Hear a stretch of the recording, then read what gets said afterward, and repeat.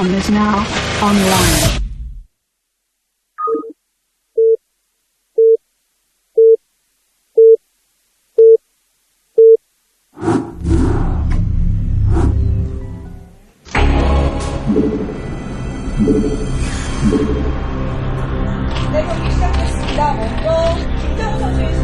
All right, the game has started. I do believe 4 High Tech is in the, well, they just changed the colors.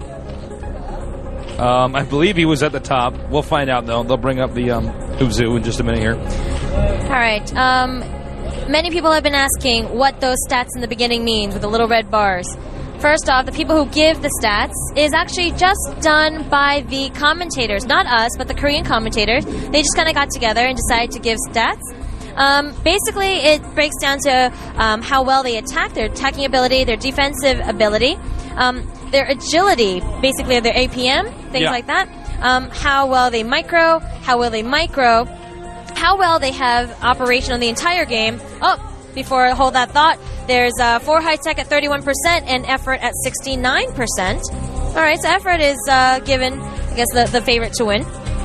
Let's see, next one is concentration. Then how well they're able to read their opponent's, I guess, mind, kind of like a mind, like the mind game. I guess their grasp, but yeah, the psychology of the game. Right, right. How they can, yeah. And then that last one is, how big is their stardom? So basically, people like Boxer, Firebat Hero, they get a 10 out of 10. They know how to work the crowd. And a 1 would be like the guy who just sits there.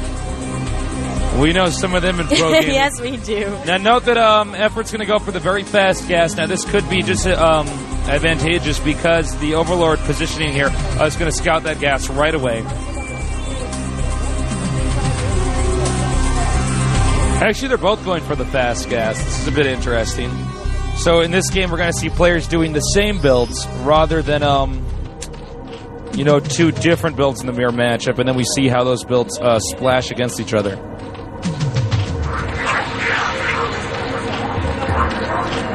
Well, with 4 High Tech losing so badly that last game, he's really going to have to pull it back together here if he wants to move on to the top 16. I didn't even get to watch that whole first game. Yeah, that game was short, actually, incredibly short. Both going for the very fast layers. So right now, it seems as though 4 High Tech is really going to adjust and go for the build order that actually EffOrt did in the last game.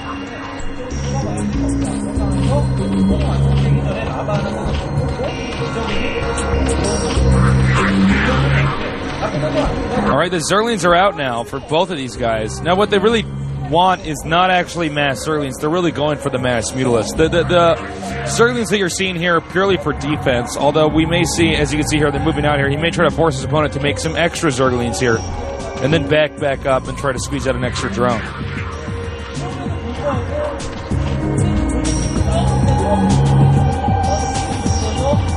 It appears as though 4 High Tech is more than prepared. Second hatchery now coming up. We should expect to see the same. Actually, it looks as though 4 High Tech is going to go for the Spire before even the second hatchery. So EffOrt's build is a bit more economical.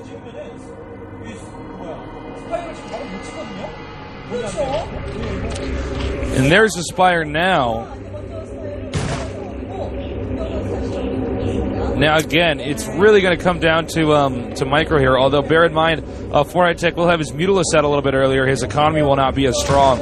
EffOrt should have more Mutalisk presence after the first 2 minutes. All right. EffOrt has to control well here at the bottom of the ramp. Zergling speed just finishes for EffOrt in time. He will barely be able to hold this off. That was close.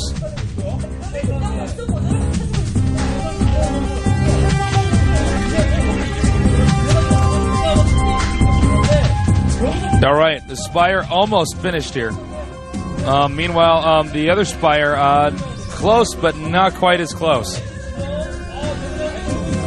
It looks as though, wow, it looks like 4 High Tech may be massing up more Lings still.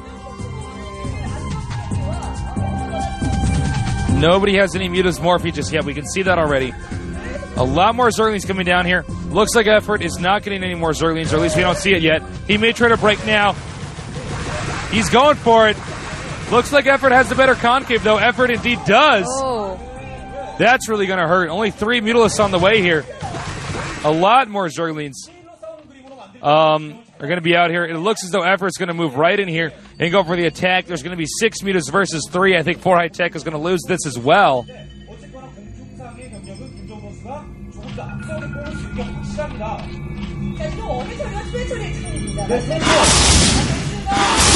All right, you can see that it looks like 4 High Tech is going to deflect the initial Zergling harassment here. But if he can split the Scourge here, that could really hurt him. This Mutalisk can literally take out all the rest of these Mutalisks if each Scourge hits a different Mutalisk. They're going to be so low on HP. More Mutalisks regrouping. Right now, 4 High Tech is stuck in his base. He's basically trying to figure out, okay, what can I do right now to get out of this position? Overlord's being picked off now.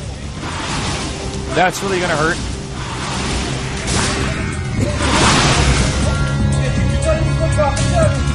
Well, right now what EffOrt has to do is sit back and mass up a few more Mutalisks because with 4 High Tech stuck 1 basing and now down 1 Overlord, it's really impossible for him to catch up in Mutalisks.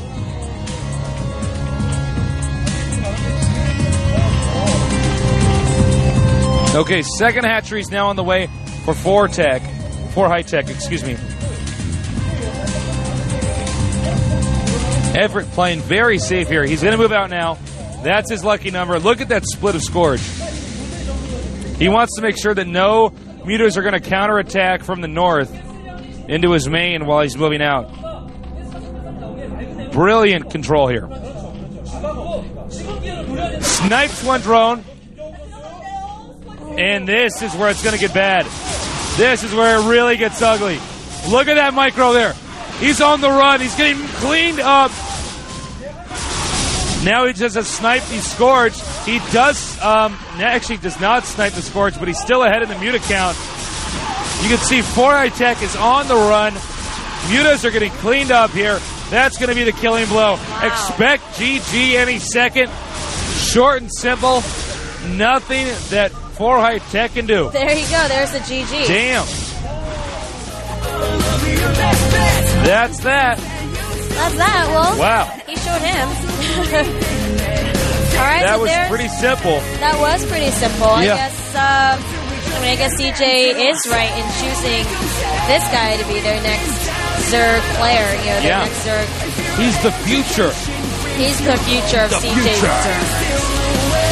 There's a shot of the future. Really playing well here. He just dominated. There was really no moment where 4 High Tech was ahead. EffOrt understood his opponent really well.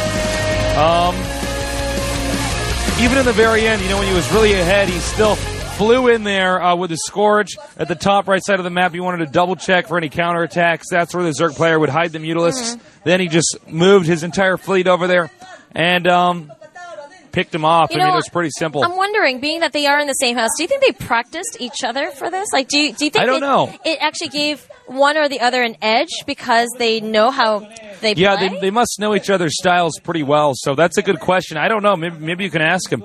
But I don't know. I mean, I'll I would avoid somebody I was going to have to play against, but that's just me. But I mean, not only that, but I mean, not today, but I'm sure beforehand they've been teammates for a while. So of course, yeah. You know, they probably practice with each other and just kind of know each other's style. Yeah. Plus, they're being coached by the same staff. So I mean, as a Zerg player, I'm sure they're being coached the same thing. Yeah, they're getting the same mentoring and stuff like that. So yeah, maybe it was just better execution of.